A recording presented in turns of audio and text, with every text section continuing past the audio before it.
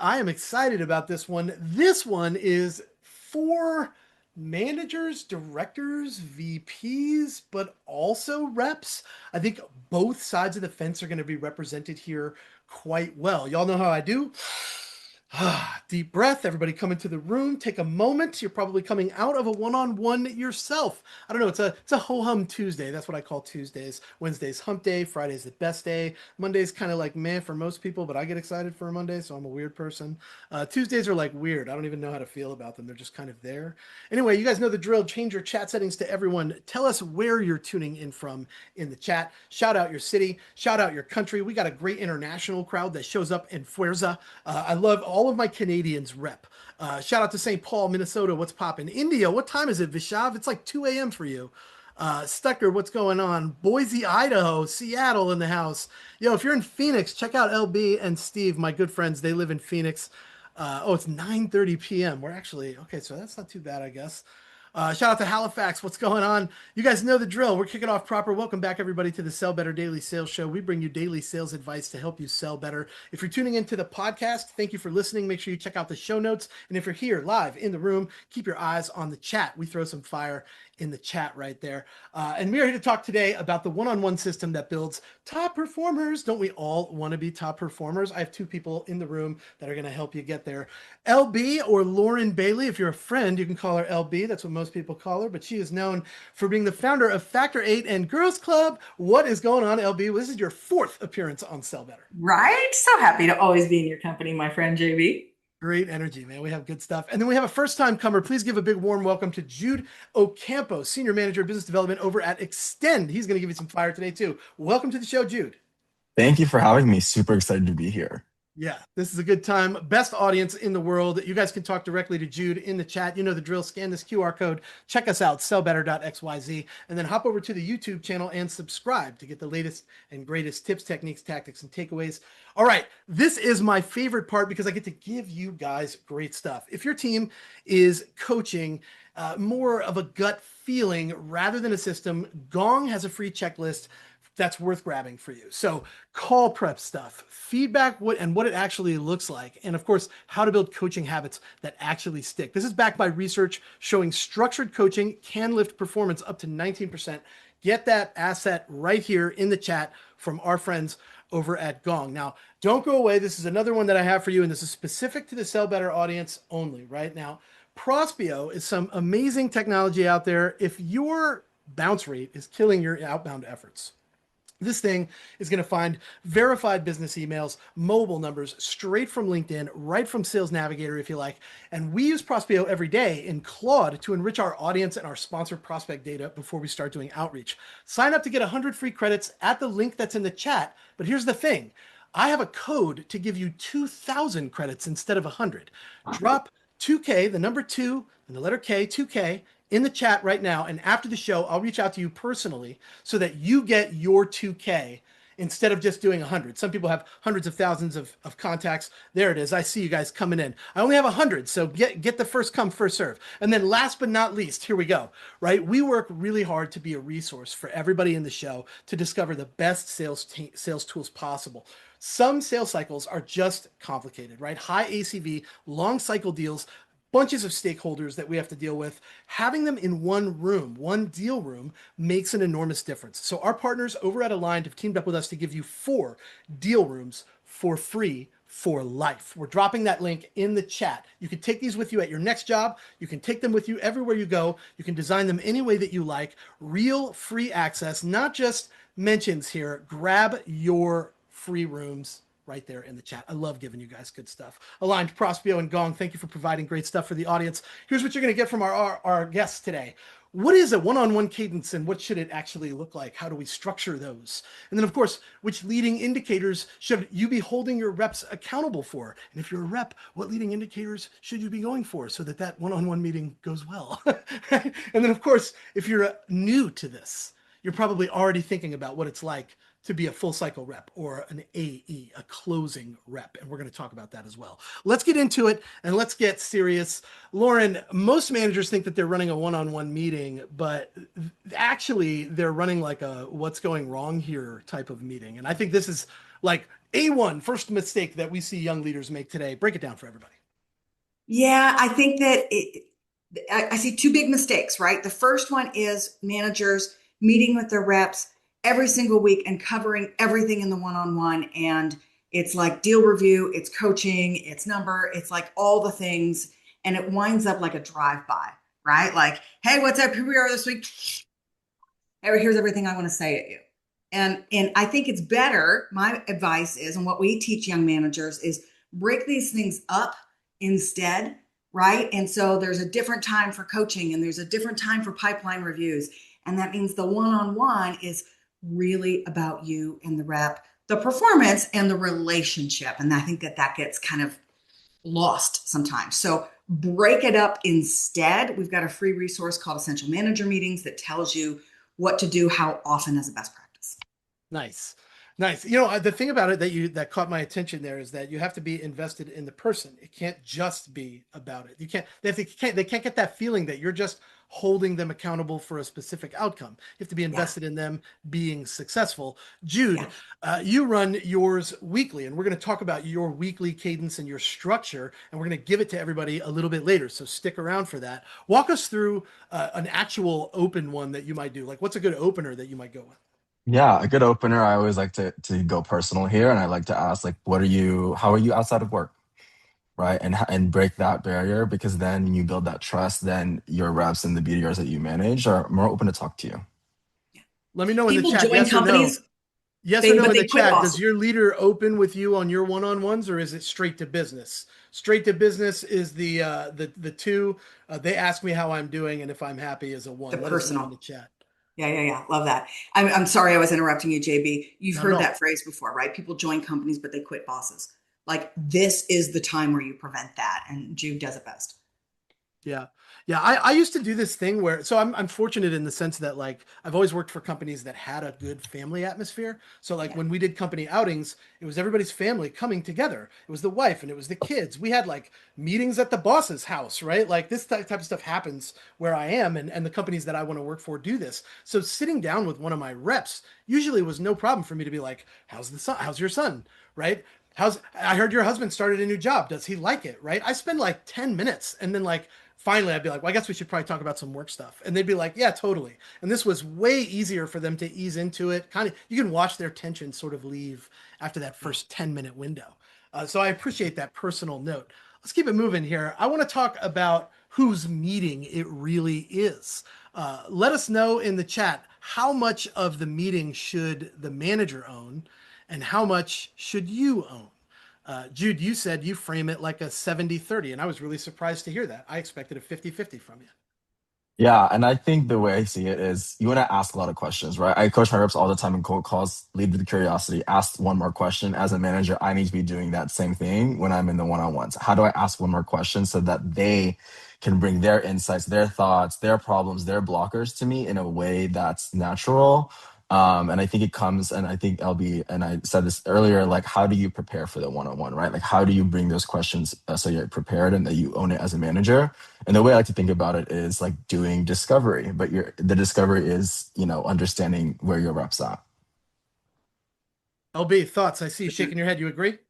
Oh, 100%. Yeah. So, like, here's the quick fix. If you're doing a drive-by in your one-on-one meetings, take every agenda item on your list and turn it into a question. That's your prep, right? That's the quick fix. But as we get really good at this, you have a standing agenda. Reps know it ahead of time, right? Come prepared with these four things. And then it's like, hey, your meeting, man. Like, what are we talking about? And they learn to drive. And that's a good work skill, right? We're helping them improve and enabling them in doing that. I think it's a good indicator that they're going to be a great leader if they can be on the other side of that table and contribute. They will be a good leader in the future, right? If they can't contribute as a frontline contributor, it's very difficult for you to imagine them contributing as a leader at that organization. I usually wait, and I launched this question at the beginning, but this time I decided to wait because I wanted more people to come into the room. What are you? Are you an SDR? Are you an AE? Right? Not everybody has one-on-one experience because of their management status. Some people have one-on-one experience because we've sat in one-on-ones and been held accountable for stuff that we needed to improve on. And that is very difficult for us to deal with. So I love that we are super open and honest with people here. This is a very safe place.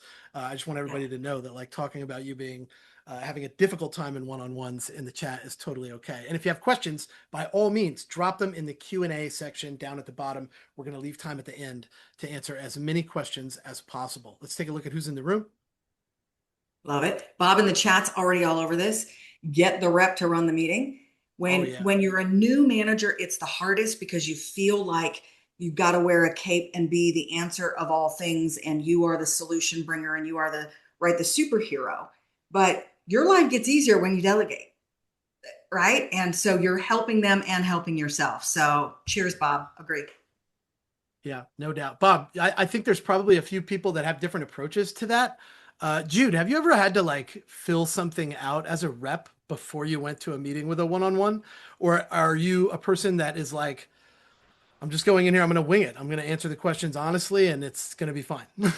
Yeah, I've had both. Honestly, I've had both situations. I had it where it was super unstructured one-on-ones. My manager was just talking about me and like my life.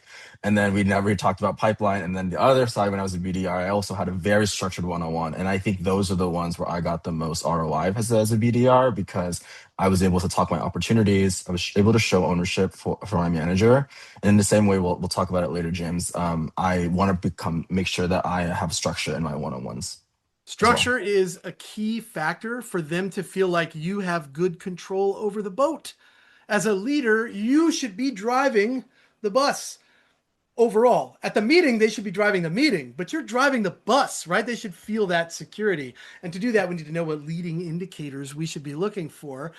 Jude, before the number goes bad, what are you watching for with BDRs? Like, I mean, we can't be reactive all the time. We have to be proactive. How do we do this? Yeah, I mean, I can't give you everything because it's going to take the whole show, but I'll give you some key indicators. I think the first one What? Give us right everything in here. 2 minutes, man. In 2 minutes, let's go. Opportunity ownership is a big one, right? Like the opportunities that you're setting for AEs, are they moving down the funnel, right? I think as BDRs, when I started, I'll be honest, like I wanted to get a meeting no matter at what cost, but how do you shift that mindset from creating a meeting to actually creating an opportunity that goes down the sales funnel? Because if you want to be an AE, you're going to own that end to end. So if you're able to have the optics, like that quality kind of metric of your ops, and a good way to look at this is tracking not only your ops that progress, but how many of your ops and qualified go back to close loss, right? Because then that shows what did I do wrong? Like what is the loss and like loss reasons of these ops? And I think second one right here is show rate, right? Understanding of the opportunities that I'm setting, how many actually show up, right? Like how many actually, we call it stickiness rate too. Like how sticky are my meetings?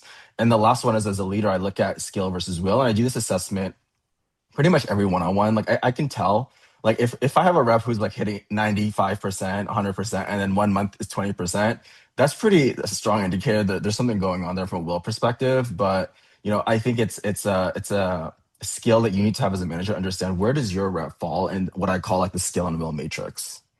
Oof, I like the matrix part. I think we could probably build an entire show around the skill and will matrix. So maybe we will do that. Lauren, thoughts on the data that you see here? Yeah, listen, the one that goes without saying when you're looking at will is activity. Am I making the dials right? And then I dive into the quality of that. What's my connect to conversation rate, right? So how many times that I'm connecting, am I getting a 2, 3, 4 minute call? I also love it when we can see, and not many people measure that, but it's really, really key to their ability to keep somebody on the phone. And nothing matters if you can't keep them on the phone, right? Then how many go to a second call? How often are you bridging? And this is a really important one for AEs as well. So I know that we've got a lot of those here on the call, which I love it. You're upskilling already for that manager slot. So owning your one-on-ones is key, but what percentage of your deals, like the demo stops and then goes dark? So how many times do we have the follow-up call booked? And then as you're looking the next level on that, what's the pipeline velocity? What's the number of days? What's the number of meetings? Is it stretching really long, right? Or are we keeping this compact by keeping them excited and getting those next calls booked each time? Yeah. I would also add to that. Oh, go ahead, James. Go ahead. No, you go ahead. I would also add to that, Lauren, objection win rate is really important. You face objections every day. There's a lot of tools that track that now using AI. And that's something I like as a manager, like the threshold of how well you exceed and manage objections. When we're talking about leading indicators, quality is the key and the name of the game. And now with tools like Gong and their AI, you can see that, right? What percentage are you talking during the calls? Are the people engaged or are they not?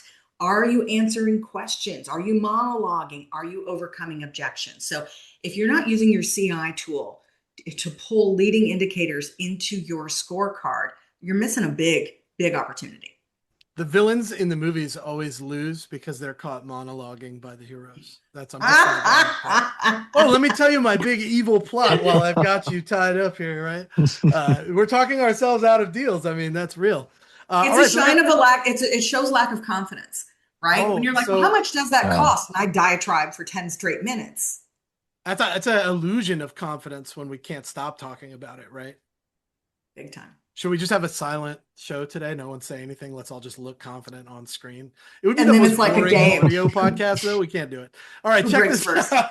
Check these details out right here. These results. What trips up your one-on-ones the most right now? Reps don't come prepared. 32% overwhelmingly win right there for reps not coming prepared. Jude, off the top of your head, what would you tell a rep in the room to do to come prepared? And what would you say to a manager to help get the reps prepared? What can they do?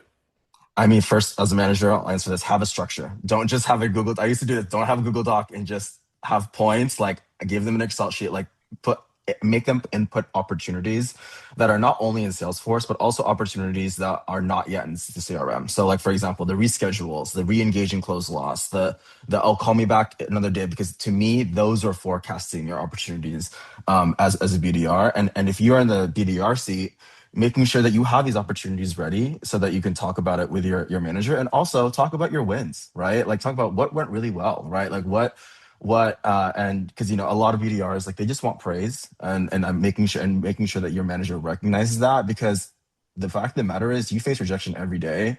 So your manager should be the one championing you day in and day out. And that starts with celebrating your wins. It's hard to celebrate all the wins. Go ahead. Yeah, but hot tip, put this in your recurring meeting invite. Come prepared with 3 wins, deals where you need help, what's happening with you, how I can help, right? Like, list the 5 things that's in the meeting. They're going to come better prepared. If you can give them something to do to prepare for the meeting, they're going to be better prepared for the meeting. It might not be to your level, but it'll be better than coming in with nothing. LB, I think this is probably a specialty for people like you and me, very much empaths, right? We are emotional humans. It's hard sometimes for us to get feedback, and we feel like we're being personal attacked. Drop a 1 in the chat if you've ever left a one-on-one in tears, or like feeling like you just got attacked by a tiger in the jungle. I know that I've walked out of a couple of one-on-ones with some scratches. How do we package this stuff so that it doesn't feel like we're about to jump across this table and kill you? Right. So the whole idea here is I'm on your side. That's the theme of what's happening here. Okay. So I usually start with an honest, I've got to deliver some tough feedback for you here. And my goal is that we walk out of this with a really great plan moving forward, because this is going to help make you better. So, right, brace for it. Here's the feedback, right? Here's what I have to deliver to you. And most people do a sandwich, right? Positive, blah, blah, blah, blah, blah. But you focus on the effort, the improvement, the impact this will make on their future and their career. You get specific so people know exactly what to fix and change. You pause for questions, right? Can you think of when this happened? Do you see the impact? How do you feel about this? I'm on your side to help you fix this, because this is going to make you better. But the most important thing by the end is you got to check for this understanding. Okay. So what have we decided here today? What are we going to do differently moving forward? And again, offering that help and ending with the encouragement, right? You have got this. This is great. It's just like an objection in sales. Now we know exactly how to move forward. I totally believe in you. I'm here to help. We'll start our next one-on-one with this. In the meantime, you've agreed you're going to blank, right? We all know what it looks like. And we're going to give you a model and a framework for that towards the end. Jude, how do you make that better? Yeah. It's critique that feels like guidance, right? It's constructive criticism at its finest, I would say. Jude, you said that before you put anyone on some sort of formal plan, you use Mhm. something called a watch list. I think this will be very Mhm. interesting for all the leaders in the room. Yeah, absolutely. So I think in traditional like BDR, like performance management, it's very clear and cut, right? Like, oh, 3 months of 60%, let's just say hypothetically 60% immediately to a formal plan.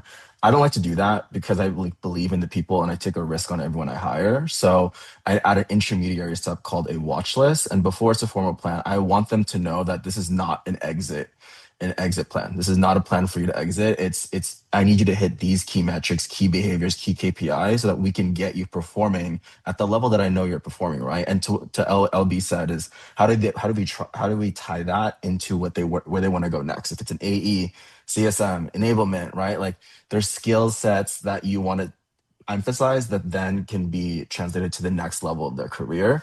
And also just making sure that they really believe in what you're saying. I think that's the key is like, do they actually believe that you're there for them and that you believe that these goals are achievable? Yeah, LB said that she uses a special program that she's got internally that she made called Coaching. You want to break this down for everybody? This is a good one. Yeah. Get a screenshot of this, y'all, and reach out to LB so you can learn more. There's a lot around this. Yeah. So this is a framework that managers can use in any meeting.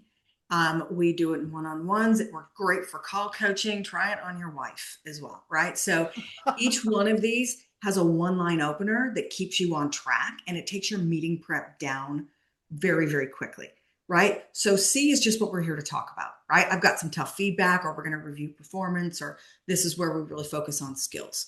Then here's what I've noticed. This might be where you're delivering the critical feedback. This might be where you're just doing accolades and petting the right, the great behavior and what's happening on calls. The key here is asking questions, right? That's why it's called a coaching model. Coaches ask questions. Okay. This is where the rep's doing self-discovery. Like we said, if you can take a statement and turn it into a question, your buy-in is going to go through the roof. Okay. This is where they engage. Committing to actions. How are we going to fix this? Here are some suggestions. What can you do? Are we going to call coach? Are we going to shadow? Are we going to come in early? Are we buying a new alarm clock? What is it? How can I help? Is the big one. I'm on your side. I am your resource. I am here for you. And then we're agreeing to the next steps. And I'm just going to shout out, underline what Jude said the last time while nobody's interrupting me because wow, do I love a stage. Jude, you were like, this is where you tie it to what's important to them. Managers, if you don't know what that is, that's the most important item for your next one-on-one. That was brilliance, Jude. Packaged right there in the center of what I'm saying. So thanks for that. Good stuff. I think this is one of those things that you can apply to a lot of things in your life. Like you said, try it on your wife, try it on your husband, right? It could work try it on your teenage children. I think is very good one, right? There's probably a number of aspects of your life that this applies to. I love this one. All It's right. So quick. this is another piece of the puzzle that I think makes an enormous difference. And Jude is hiring right now.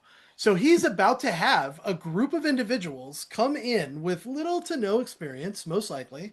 And he's got to figure out a way to give them consistent feedback, provide individual things that help them level up quick and learn what they need to learn to be successful. Talk us through your BDR performance and how you're planning on doing this shoot. Yeah, absolutely. I mean, I think that 30, 60, 90 is a really good framework to think about this, right? The first 30 days is, are they understanding the fundamentals of the BDR motion? Like how to do a cold call effectively, how to write a cold email, how to do social selling one-on-one. Like that's just absorbing as much as you can. Also learning the ICP, learning the business. And then traction, the 60 days is understanding how then can I input as the onboarding BDR my own judgment and a lot of these onboarding materials. How then do I add my own authenticity and my own flair and how I sell, right? And the 90 days is understanding the actual impact. This is when I want to see like numbers, qualified opportunities, pipeline being generated, conversion metrics, the leading indicators of success, and also understanding how can I, as a 90-day BDR, improve the processes that were given to me, right? Because I always think that to be a good learner, you have to be a good teacher. So the best way to learn something is can you teach it to a new ramping BDR? Love it. That's interesting. I think if you can get people excited helping each other, everybody learns, right? Rising tides, that kind of thing. Lauren, these are your three C's.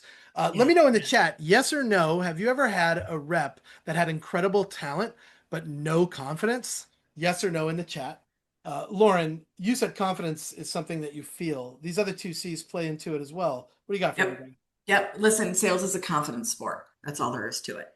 And that's why the very best sales call we make is after another great sales call, right? Or after coming out of a one-on-one or a coaching where a manager feels like, it makes us feel like a freaking superhero. So you hear confidence on the phone. Yeah, right. So in the interview, you got to do a phone interview. If you're only going face to face, you're not getting the experience. And you've got to listen for them doing some call control. You've got to listen for tonality, right? Unless they're from Canada, the upspeak has got to go. Everything is a question, my dear friends to the north, right? So you got to be you've got to be somebody people pay attention to on the phone, and we hear this, and it's not something that's easily taught. You can do it, right? But it's hardest to teach, and that's my background, is teaching these things. So I'm pointing out what's the hardest to teach, right? These are the natural traits you're looking for. So that's C number one. Number two is curiosity. So I think BDRs have an opportunity to get a mini masters of business. You're calling 50 different companies in a day and having conversations with decision makers. And if you don't give a flip about what they do and how their business works, they're not going to engage with you, right? And so when you're just reading through your questions like a robot, and you're not like, oh, wow, that's really interesting. Oh, the last person I was talking to was sharing that if you don't give a damn about what's happening in their world, they feel it. The call doesn't go as well. And that natural curiosity about trying to understand people and problems and business and software and solutions and all of the things, again, you can't teach that. Like, you have it or you don't. So leaders, make sure you don't stifle that with a script. Yeah. Third one, coachability. So here's the key in testing this. Jude, I'd love it if you try this when you're doing interviews. So you're doing a phone demo, sell me this pen, whatever the heck you do, right? You're listening for the confidence. You're seeing if they're asking some questions in the curiosity and not just coming in with the pitch. You stop the demo and you say, you've done a really great job. I liked this. I liked this. We're going to restart it, and I want you to fix this one thing. Then you restart the demo, okay? 50% of your applicants push themselves out of the running right there because they get defenses up like crazy, right? They can't take the coaching. They can't take the feedback. They're off my list. Yeah. There another big percent have a lot of trouble adjusting on the fly. Okay. And that is the neural flexibility, right? I can pivot. I can think on my feet. And we need that as a BDR. I don't expect it to go from a C to an A. I expect them to make an effort to change the one thing and to take the feedback graciously. Those are my hires. I love that. That's good. So many different ways that we identify what a good hire looks like. And then, like, I've always said that the problem with hiring salespeople is that all salespeople sell themselves really well in the interview. But then when you get them on the phones or you see their writing, it's like, wait, I believe you lied on your CV, right? There's this like big question mark in your brain. Like, have you really ever done this before? Very difficult to say. Yeah. Thank you, Jude, for changing your chat settings to everyone. Jude's been dropping amazing stuff in the chat, and it's been set to hosts and panelists. So hopefully we can get everybody on Jude's thread now that he's live with everyone. Jude, a quick question for you, because you see this often. What about the jump to BDR? Or jump from BDR to AE. We have a lot of SDRs that come to the show and they follow us continuously throughout their careers. They eventually become AEs. All of them say the same thing. Man, it was a challenge to go from SDR to AE. A lot of misconceptions about what the job really was. This idea that they could stop prospecting. Holy cow, nothing could be further from the truth, right? Talk to me about this jump and the expectation and what it really looks like. Absolutely. So I think first and foremost, understanding the BDR seat is about your goals initiating that initial conversation. Your goal is to bring that qualified opportunity, that qualified prospect into the conversation. That then jumps to when you're in the AE, it's not just owning this full cycle, but it's then initiating a business case. Can you then create a business case and understand, is there a business problem that this qualified op that your BDR gave, can you take them all the way to the end? That includes deal strategy, stakeholder management, stakeholder mapping, like understanding the value props of your solution to what their pains are, like doing the negotiations, even redlining, right? And I think that the reason why it's so hard, James, is as a BDR, just the way the role is formatted is you don't get a lot of exposure to middle funnel and bottom of funnel activities, right? So I think as a leader and other leaders in the chat, like I think it's excuse me, up to us to create that growth path. I know one thing we're doing here is under how we create like a junior AE or a mini AE even before they get into the AE role, so that they can do a lot of the middle of funnel, the bottom of funnel tasks that AEs do day in day out, that we just unfortunately don't get exposure to just because of the structure of the role. Very, very interesting. And I know exactly how it feels to be this person that works for months to earn a meeting, and then you're told basically to get out of the way. You don't need to be in the next couple of calls. It's totally fine. You gotta. Right. And then you have Yeah. to like hope that they do a good job because you worked so hard to get that meeting. Oh, breaks my heart when Yeah. they don't. LB, what do you got for this? Okay, I got a couple hot tips here. First of all, agree, let BDRs, high po, looking for the career transition, start to shadow right away. It's going to cut their time to quota much faster. Here are the skills that Factor 8 teaches the BDR transitioning to the AE. Here are the key things. One, your day management is critical. Right now, you have one task and one task only. When you jump, that goes to 7 tasks. Okay, so having a system in how you approach your day. Here's when I do emails. Here's when I do, right? Here's when I prospect. Here's my outbound, and being able to stick to that. Your book or lead management is the other part. If you're the rep who's like, well, I don't know what happened to it, okay, then that is not the AE thinking. So, how are you tracking your leads? How are you finding them? How are you following up? What's your system? That systematic process thinking is really, really critical. The big skill is the demo. Okay. There's a lot of things that drive me freaking crazy in a demo. You got to get great at the demo, especially right if you're in the SaaS world. And then the other part I'm going to tell you is discovery. So in BDR land, you do this much of the discovery. You're just looking for an opening. You're looking for a It's like little more ledge. qualification than discovery, right? Right, right. And now you've got to find big problems and you've got to ask questions that make the problems more important. You've got to uncover timing and blockers and, politics and budget and so many things. So really honing in on your discovery skills, critical. And then the one bonus, huge skill that makes a difference. I talked about it earlier. It's called bridging. You never get off this call without having the next one booked. So if you think that your job is just to come in and give the same tour 10 times a day of your software or your solution, right? And then we'll see what happens. They're going to land in the sold column, right? That's a total misperception. A lot of skills go into working the whole deal cycle. It's a tough thing. I think people believe that we can segment out roles and we can just focus on our role, but that model I think is dying, and we're seeing full cycle sales reps become the hot commodity. There's a couple of things I want to talk about when it comes to performance. There are a lot of key outcomes we could focus on in a one-on-one meeting. LB, you provided a lot of interesting points around how we can bring these outcomes to the table, how we can prepare to have those conversations, and then of course comparing these individuals to average performance so that they know where they sit on some sort of spectrum, right? Some sort of way that we can measure our success. Break this down for everybody. When I decided I was going to go get an MBA, which I never finished, it was the accounting and finance classes that killed me, right? You learn all of these numbers, right? The PE ratio, the this, the that, and I could calculate them, but I never understood what they meant. Okay. So this is the same idea. I'm just telling you what your performance was, but I'm not benchmarking it based on your trends, based on the rest of the organization. I don't know where I stand. And that's really important to me in my career, in my performance. Yeah. Right. So we review last month's performance. We talk about the goals this next time. We look at the trends. We celebrate the wins. This is really important. We carve out at least half the time for the personal stuff and the development stuff.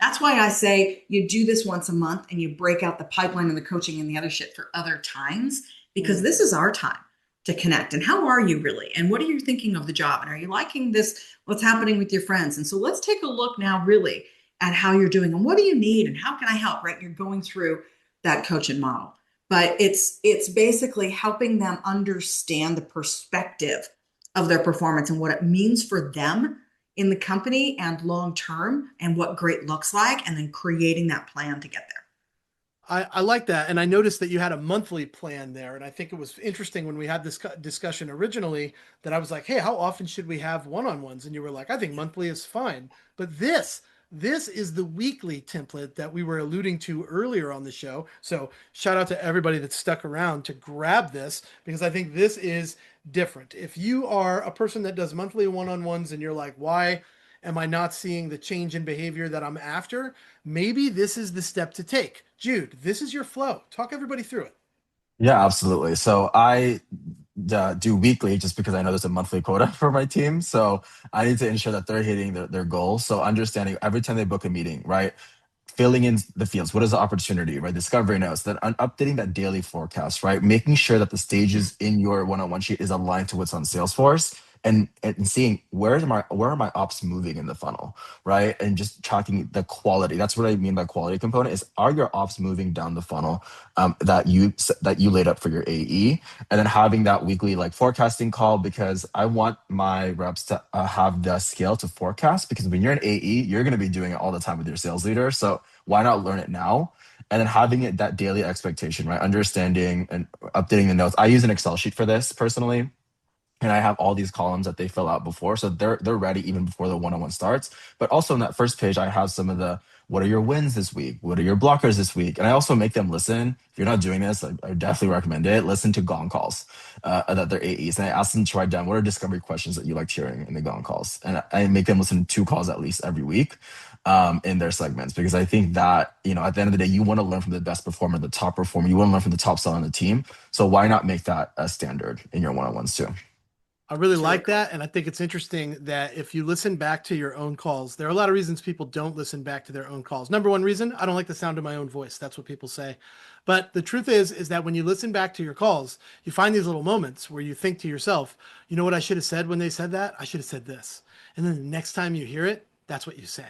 And you end up having a much better response. Your behavior changes. And that's what one-on-ones are supposed to do, y'all. I don't know if you've noticed the theme of this particular episode, but changing your behavior through the power of one-on-ones has basically been the vibe. I'm going to launch this question, and while everybody answers it, I'm going to ask this question from Vishav. Vishav wants to know, and this is such a good question for the one-on-ones because I think a lot of us go into these one-on-ones, especially SDR, BDR, afraid. We're like, how is this going to turn out? What is going to happen today?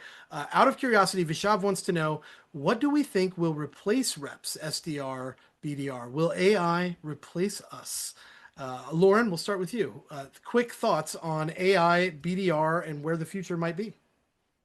I think there will be a period of time where people try, and AI will replace bottom performing reps. Ooh, Yes, bottom it's there, performing reps. not the top performers. And I think that very quickly the difference will become the human factor. So if you are an outbound recording, if you can be replaced with a voicemail, if you can be replaced with a bot, an email, or a message, you ain't doing it right, folks. It's time to level up and have the interaction and the engagement human to human. So your biggest differentiator is yourself and your personality, and you double down on that to save the jobs that AI is trying to take. It's a good answer. John Barrows, my friend John Barrows always says, what is the thing that we can do that the AI cannot do? Jude, thoughts on where we're going with AI and salespeople in Yeah. general? Are we going to be replaced? What is it? The Terminator coming back for us? Terminator. That's a good movie. What I'm gonna echo what LB said is if you're the kind of BDR that's like spamming, that's just like, spray can, I call it the spray can motion, where they just like try to hit as many prospects as much as possible through email, like that will be replaced. That you may have been able to get away with it before, but now with all these like new domain laws and Google changing how emails are filtered, that's just not the reality. And to Lauren's point, it really is. I think the BDR motion is going more up market, right? More of the mid market, more of the enterprise, because we see that's where the deal values are not only increasing, but also that's where a lot of that human in the loop intervention is needed, right? Like stakeholder management, understanding who your champ is. Can you map the prospects, stakeholder and their organizational structure, and talk to that with your AE, right? Those are the things that can't be replaced, right? And also your personality, right? Your authenticity. How are you appearing in the cold call, right, can't be replaced by an AI or a machine. Yeah. Yeah, I think my personality is a huge one. People will often end a call with me and say, "This was fun." And I always feel like I've won the day when that happened. When they're like, "This was fun?" Who says this was fun on a On a sales sales call, call. right? Like it's such a rare thing. So when you hear that stuff, it really makes a difference. Check these results out right here. I really like this. I asked everybody, when a rep's underperforming, what do you usually diagnose first? And strategy by a mile took the cake here. Are they doing the right things? LB, do you think that's the place to focus first? Do you think that's where things should go first? Yeah, and I'll tell you what I think the answer is behind the answer. We did a survey last year saying, where are you spending the bulk of your time? And 70% was email and messages. And Wow. right, and like 20% was picking up the goddamn phone. And then we said, what actually closes deals? 75% phone, the rest on email and strategy. So I hear it more and more from sales leaders every time they're calling us. How do I get my reps to pick up the damn phone? Yeah. It's right where my kids don't call me and they text, right? So that is the generation. We have this sort of COVID antisocial thing and generational thing happening. But I get the number of emails and spam from I get in my inboxes is 10x right now. The number of calls down. That's true. I don't get a lot of calls either. Jude, same question. Do you think that the strategy and are they doing the right things is where you would default for a rep that was underperforming in your view? I'd have to agree. I think strategies is where I would look first because to LB's point and to your point, right? Understanding when they're doing the day-to-day prospecting tasks, right? Which one generates the most ROI? I like to think of it as three buckets, right? It's like the cold calling bucket, the cold email bucket, the social selling and LinkedIn bucket, right? And LB said it correctly, right? The email's the easiest because you can just write it and send it, right? As a BDR, you can do that quickly and fast, right? But as we said today, and we talked about AI, like there's the firewall filters, what they're doing on Google and how they're tracking emails is just so much stronger. So we have to cut. I always like to ask my BDRs, like, how do we cut above the noise, right? And that's picking up the phone. That's going on LinkedIn, commenting on their posts, making your name associated multiple times through different avenues, especially in enterprise motions. Yeah. Yeah, I think that's wildly effective in the enterprise side. Instant credibility when you're one of those people that, and I say this all the time, if you're reaching out to a list of people, go look at the people that viewed your profile recently. Chances are good you're going to see a lot of the same names in there because like 70% of our buyers go to LinkedIn or some social media platform to find us before they decide to give you time. These are the types of things that you should be bringing to the table in the one-on-ones. Are you doing these things? Because this is the stuff we know to be effective. I want to do a quick recap right here for everybody. These are some of the things that should be included in your one-on-ones. And I want everyone to take notes of this because I think if you look at how these boxes are organized, you're going to find at least two that you probably miss in your one-on-ones. So Yeah. grab this and let us know what you think, what's going to be most useful. LB, if you have everybody coming away from today's show thinking about something that they could do to either be better prepared for one-on-ones or perform better one-on-ones in general, what would be the thing? The number one thing is make the personal connection. Personal connection. Love that answer. Jude, same question. Everybody's coming away from the show today. There's like one big takeaway in your brain that you think everybody could benefit from. What's that big takeaway? As how I manage my reps is radical candor. How do you best balance showing that deep, sincere appreciation, but also making sure you're challenging your reps directly, right? It can't just be you're just challenging them to the point that they feel uncomfortable, but it also can't be like you're coddling them or you're showing them so much care, but you're also not challenging them. So it is a balance as a leader to have to do that. The best leaders that I've ever had, the ones I remained loyal to for a very long time, always challenged me to be better on a consistent basis. It was never just, okay, you're doing a great job, and that was it, right? We've dropped LB's LinkedIn in the chat. We've also dropped Jude's LinkedIn in the chat. Please go follow them. I want to thank you both for coming and spending time with us today, being a part of the show. Jude, you're an excellent guest. We will definitely have you back. LB, I'll call you later. Uh, Go ahead and follow us, sellbetter.xyz. That is where you can connect with us. Connect with me personally at Say What Sales. Shout out to our partners, Gong, Prospio, and Aligned. I'm going to be reaching out to everybody that's in the room that registered for this show to give you some cool stuff that you can start doing right now. So look for my emails. We'll see everyone right back here tomorrow for another stellar episode of Sell Better. Have a great day, everybody. Thanks, We're out here JB. rooting for you. Thanks, JB.